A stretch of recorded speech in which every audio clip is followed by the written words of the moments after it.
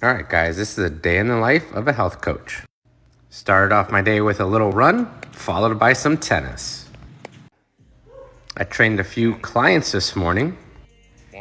Everyone's working hard on their goals. A little bonus workout with Lucky here. I had to go to the mall today to pick up a few gifts, and I decided to do a TikTok while I was there. Time to walk the dogs. They're not listening too well. After that, made myself a healthy lunch. And yep, doing another TikTok. It was a busy morning, so I wanted to sit down and catch some World Cup. Wait for it, down 35 pounds. Snack time. I then picked up Jacob from school and we went a little grocery shopping. We hit up Bedner Farms for some local produce. He was so good, we did a little putt-putt after that.